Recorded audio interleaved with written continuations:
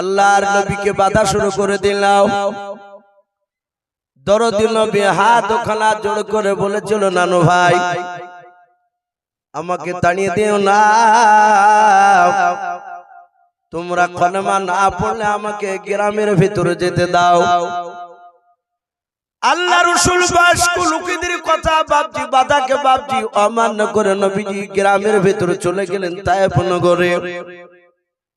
আমি প্রতিটা মানুষের কাছে যাব, হয়তো একটা মানুষ আমার কথাটা মেনে নেবে, কিন্তু বয়স্ক লোকেরা আল্লাহর নবীর বাপজি চরম বিরোধিতা শুরু করে দিল। ওই বয়স্ক লোকেরা চিৎকার করে তায়েফ নগরের যুবকদেরকে লেলিয়ে দিয়েছিল, ডাক দিয়ে বলেছিল, ওরে তায়েফ নগরের যুবকেরা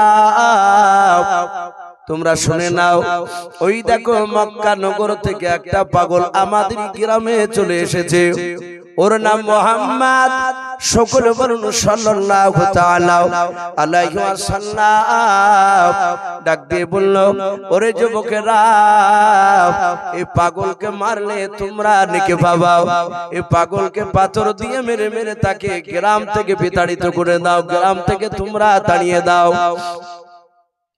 ওই সব যুবক ছেলেরা বাপজি তারা দিন সম্পর্কে বুঝে না, তাদের মাথাটা একেবারে বাপজি নষ্ট হয়ে আছে। আল্লাহর নবীজিকে বাপজি তারা চিনতে পারলো না, আল্লাহর নবীজির কথাগুলো তাদেরকে ভালো লাগলো না। মক্কার যুবকেরা সবাই সব ছেলেরা পাথর দিয়ে আল্লাহর নবীজিকে বাপজি আঘাত করতে লাগলো। ও বাপজি ভাইরা, আল্লাহ রাসূলের বাপজির শরীরে যখন নুরানি বদনে পাথর মেরে দেয়, আল্লাহর নবী উল্টে পড়ে যায়। নবী হাত ওখানা জোড় করে বলেন, ওরে তায়েফ নগরের যুবকেরা তোমরা আমাকে মেরো না, আমি তোমাদের পয়গম্বর রাসূল দরদি নবী আমি। ওরে যুবকেরা তোমরা আমাকে চিনতে পারো না। যুবকেরা বাপজি কেউ নবীজির কথা শুনলো না, চারিদিক থেকে নবীজিকে ঘেরাও করে নিল, আল্লাহর নবীজিকে পাথর দিয়ে দিয়ে মারতে লাগলো। আল্লাহর নবীর গোটা শরীরখানা ক্ষত বিক্ষত হয়ে গেল, নবীর গা চামড়া ফেটে ফেটে বাপজি রক্ত পায়ের দিকে বাপজি নামতে লাগলো বয়ে বয়ে। আল্লাহ রাসূলকে তায়েফ নগরীর যুবক ছেলেরা বাপজি মারতেছিল। আর ওই সময় বাপজি একটা তায়েফ নগরের একটা বয়স্ক লোক, তার নাম ওসামা। তাফসীরে পাওয়া যায় ওসামা লোকটাও বাড়ি থেকে নয় বাবা, মক্কা নগর থেকে নয়, সামদেশ থেকে বাড়িতে ফিরেছিল। কয়েকদিনের জন্য ব্যবসায়ী গিয়েছিল। যেদিন আল্লাহর নবীকে মারতেছে সেই দিন ওসামা বাপজি তায়েফ নগরে বাড়ি ফিরতেছে। ওসামা কাছে গিয়ে বলল, যুবকেরা তোমরা কাকে মারতেছো? সব যুবকেরা বলেছিল, ও চাচা তুমি একে চিনো? বলে না চিনি নাও। বলে এ দুনিয়ার একটা বড় পাগল মক্কা নগর থেকে আমাদের দেশে এসেছে, আমাদের বাপ দাদার ধর্মের বিরুদ্ধে কথা বলে, নতুন কি যেন বলছে, আমরা ও সব আমরা মানি না। পাড়ার লোকেরা বয়স্ক লোকেরা বলেছে এই পাগলকে যারা যত মারবে তারা তত নেকি পাবে, তাই আমরা নেকি পাওয়ার জন্য সব ছেলেরা তাকে পাথর দিয়ে মারতেছি। আল্লাহর রাসূল বাপজি ওই যুবকটার দিকে নয় বয়স্ক লোকটার দিকে চেয়ে আছে, ডাক দিয়ে বলে, বাবা রে এরা আমাকে চিনতে পারে না, আমি দুনিয়ার কোনো পাগল নাই। আল্লাহ রাসূলের কথা বাপজি শুনলো না। ওসামা ডাক দিয়ে বলল, যুবকেরা দেখো আমার দুটো ছেলে তোমাদের সঙ্গে আছে কিনা। সবাই চারিদিকে লক্ষ্য করে তাকে দেখলাম। ডাক দিয়ে বলে, চাচা আপনার ছেলে দুটো আমাদের কাছে নাই। ওসামা মনে মনে চিন্তা করলো, আমার ছেলে দুটো নেকি থেকে বঞ্চিত হয়ে যাবে। ওসামা দৌড়ে গিয়ে বাড়ির দরজা ডাক দিল, বিবি রে। বিবি আওয়াজ দিয়ে বলে, স্বামী তাড়াতাড়ি বাড়ির ভিতরে চলে এসো।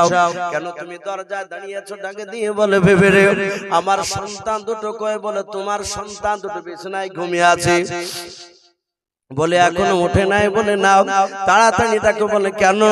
বলে তাড়াতাড়ি ডাকো রে বেবি, মক্কা নগর থেকে একটা বড় পাগল এসেছে। তাই নগরে আমাদের দেশে পাড়ার সব যুবক ছেলেরা ওই পাগলাকে ধরে ধরে মারতেছে রে। শোনো শোনো, আমার ছেলে দুটো নেকি থেকে বঞ্চিত হয়ে যাবে, আমি দুটো পাথর নিয়ে এসেছি। ওসামা দুই ছেলেকে ডেকে নিয়ে এসে রে বাবা, দুই ছেলের হাতে দুটো পাথর ধরে দিলাম। তফসিরে বাপকে পাওয়া যায় সেরাতে হালবিয়া বলে একটি কিতাব নবীজির জীবনে, তাতে পাওয়া যায় লেখা আছে ওই বাচ্চা দুটোর বাপনি বয়সের ব্যাপারে বলা আছে। বড় ছেলেটার বয়স ছিল বাপনি 12 বছর, ছোট ছেলেটার বয়স ছিল মাত্র 8 বছর। এই দুই ভাই তারা দুটো পাথর হাতে করে নিয়ে বলল আব্বা এই পাথর নিয়ে কি করব? বলে বাবা এই দেখো আমি তোমার আব্বা দরজায় দাঁড়িয়ে গেলাম, আমি অতক্ষণ পর্যন্ত বাড়িতে ঢুকবো না। দরজার গড়িতে দাঁড়িয়ে থাকলাম রে বাবা। বলে আব্বা কতক্ষণ পর্যন্ত আপনি বাড়ির দরজা পার করবেন না? বলো কেন বাড়িতে যাবেন না? বলে বাবা রে ওই যে পাগলটাকে মারতেছে তোমার বন্ধুরাও, তাই নগরের যুবকের ছেলেরাও ওই পাগলাকে যতক্ষণ পর্যন্ত তোমরা না দুই ভাই না বেরিয়ে আসতে পারবা ততক্ষণ পর্যন্ত আমি দরজা থেকে বাড়ির ভিতরে যাব না। দুই ছেলে পাথর নিয়ে বাবার কাছ থেকে ওয়াদা করে সঙ্গে সঙ্গে আল্লাহর রাসূলের কাছে বাপ যে দুই ভাই চলে গেল। অনেক ছেলেরা নবীজিকে মারতেছিল, দুই ভাই দুই দিকে দাঁড়ালো। আল্লাহর নবীর পেছনে বাপ যে ছোট ভাইটা 8 বছরের ছেলেটাও পাথরখানা হাতে করে নিয়ে রে বাবা আল্লাহর নবীর পেছন দিকের মাথাতে মারার জন্য নিশানা করেছিল। বড় ভাইটা ওসামার বড় ছেলে 12 বছর বয়সে ছেলেটা আল্লাহর নবীর বাপ যে আপনার সামনে গিয়ে বাপ যে দাঁড়িয়ে গেল। আল্লাহর রাসূলের কপালে বাপ যে মারবে, আল্লাহর নবীজির কপালে মারবে, কপালটা ফেটে যেন রক্ত যেন বেরিয়ে যায়। বড় ছেলেটা নিশানা করতেছে আল্লাহর নবীকে মারার জন্য, ছোট ছেলেটা বাপ যে পেছন দিক থেকে নিশানা করেছে নবীজিকে মারার জন্য। ও বাপ যে ভাইরা আল্লাহর নবী এত বড় দামি নবী, তারা বাপ যে কেউ চিনতে পারে না। ছোট ছেলেটা মারতে যাবে, কিতাবে পাওয়া যায় তাই নগরে অনেকগুলো ছেলেদের মধ্যে থেকে একটা ছেলে বলেন আমি গনে গনে 70টা পাথর মেরেছি ওই মক্কার বড় পাগলটাকে। আল্লাহর নবীজিকে তখন আমি চিনতে পেরেছিলাম না, আমি পাথরখানা ধরে ধরে নাই গনে গনে মারছিলাম। 70খানা পাথর মারার পর 71 নাম্বার পাথরটা নবীর কপাল নিশানা করে বাপজি মেরেছিল। আল্লাহ রাসূলের কপালে যখন বাপজি ছুড়ে মারবে পাথরখানা, যখন নবীজিকে বাপজি কপাল নিশানা করে ছুড়ে দিয়েছে পাথরটা, দরদ নবী অমনি বাপজি মাটিতে পড়ে গেলেন। আল্লাহর নবীজির মাথাটা নিচু হয়ে গেল। 71 নাম্বার পাথরখানা নবীজিকে না লেগে নবীজির মাথার উপর দিয়ে গিয়ে বাবা ওই 4 নয় 8 বছরের বাচ্চা ওসামার ছেলে পাথর নিয়ে নবীজিকে মারার জন্য বাপজি কায়দা করেছিল। ওই ছেলেটার কপালে গিয়ে হঠাৎ করে লেগে কপালটা ফেটে গেল। ওই বাচ্চা ছেলেটার হাতে পাথর রয়েছে, চিৎকার করে বলেছিল মা মা বলে চিৎকার করে কেঁদে উঠল। কপালটা ফেটে বাপজি রক্ত বেরোতে লাগল। দয়ার নবী মার নবী রহমাতুল লিল আলামিন পয়গম্বর জনাবে মুহাম্মদ রাসূলুল্লাহ সাল্লাল্লাহু তাআলা আলাইহি ওয়াসাল্লাম বাপজার থাকতে পারলেন না। নবী আমার থেকে দেখলেন বাচ্চাটার কপালখানা বাপজি ফেটে গিয়েছে। নবী আমার ভালো করে দাঁড়াতে পারে না। নবী হামাগুড়ি দিয়ে বাচ্চা ছেলেটার কাছে যাওয়ার পর নবী আমার বাচ্চা ছেলেটার হাত ওখানে ধরে বলল ওরে বাবা এত কাছাকাছি কেন তুমি দাঁড়িয়েছো রে বাবা? আল্লাহর নবী যে বলেন বাবা রে তোমার বুঝি অনেক ব্যথা লেগেছে। আল্লাহর নবীর মাথার পাখিখানা বাপজি ছেড়ে ওই বাচ্চা ছেলেটার কপাল রক্তটা বাপজি মুছে দিলাম। আল্লাহর রাসূল আর একটু পাগড়ি দিয়ে বাপজি কপালখানা বাপজি আপনার বেঁধে দিলাম। আল্লাহর নবীর পা থেকে রে বাবা মাথা পর্যন্ত গোটা দেহখানা বরকতে ভরা ছিল। বলুন সুবহানাল্লাহ। আল্লাহর নবী যে জিনিসটা ব্যবহার ব্যবহার করেছেন বাবা, সেগুলো বাপজি বরকতে ভরা ছিল। আল্লাহর দরুদ নবীর হাতখানা পড়েছে, নবীর মাথার পাগড়িখানা বাপজি আপনার ছেড়ে বেঁধে দিয়েছে। আল্লাহর নবী বলে বাবা এত কাছাকাছি দাঁড়িয়ে থেকো না, তুমি দূরে দাঁড়িয়ে যাও। দুই ভাই আল্লাহর নবীর ব্যবহার কেন দেখানো পর তারা থাকতে পারলো না। ডাক দিয়ে বলেন ওগো ভাই আপনি কে, আপনাকে চিনতে পারি না। আল্লাহর নবী যে বাচ্চা ছেলেটার কপালে চুমা দিয়াও। নবী বলেন ভাই আমাকে চিনতে পারো নাই, আমি দুনিয়ার কোনো পাগল নই রে ভাই, আমি রহমতের নবী দরদি নবী। হবে জাহান্নাম থেকে মানুষ কিভাবে জান্নাতে যাবে সেই রাস্তা দেখানোর জন্য আমাকে রাসূল নবী করে আল্লাহ পাঠিয়েছে। দুই ভাই বাপজি আর নবীর কথা শুনে আর থাকতে পারলো না, নবীর কাছ থেকে সোজা দৌড়ে চলে গেল তার আব্বার কাছে। ডাক দিয়ে বলে আব্বা ওসামা দূর থেকে চিন্তা করলো আমার বেটা মেরে চলে এসেছে। যখন কাছে দেখলো বেটার কপালখানা ফাটাও, কপালে ব্যান্ডিজ জড়ানো, বাচ্চা ছেলেটার দৃশ্যখানা দেখে ওসামা বলেছিল ওরে বাবা বুঝে তোমাকে পাগলটা ধরে মেরেছে। সঙ্গে সঙ্গে বাচ্চা ছেলে তার বড় ভাই তা ওসামার বড় ছেলে ডাক দিয়ে বলেছিল আব্বা খবরদার আপনি ওই মানুষটাকে পাগল বলবেন না। ওগো আব্বা জানেন পাগল নয়, সমস্ত ঘটনা বাচ্চাটা আল্লাহর নবীর কথা বললো, তার বাপের সামনে শোনালো।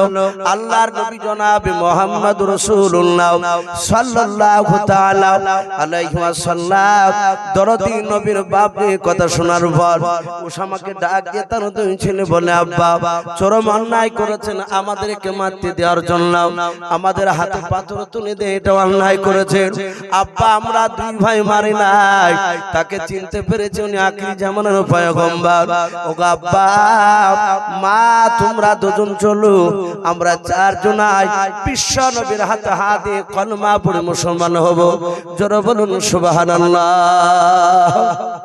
বাপজি এই রাসূল আমার এক নাই দুই নাই 63 বছর বেঁচে ছিলেন, 23 বছর বিভিন্ন জায়গায় আরবের বুকে অনেক জায়গায় মার খেয়েছে।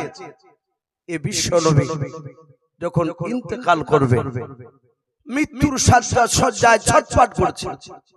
হাদিসে পাওয়া যায় নবী মৃত্যুর সময় বিছানায় বাপজি 13 দিন পড়েছিলেন। কদিন বললাম? 13 দিন। নবীর মাথার যন্ত্রণা বেশি হয়েছিল। 13 দিন রহমতের নবী বাপজি বিছানাতে বাপজি পড়ে কাঁদতেন, উম্মতের জন্য দোয়া করতেন। এই নবী আমার ইন্তেকাল করবেন ঠিক বাপজি আপনার এক নাই দুই নাই 3 দিন আগেকার কথা। কদিনকার আগে বললাম ভাই? 3 দিন আগেকার কথা।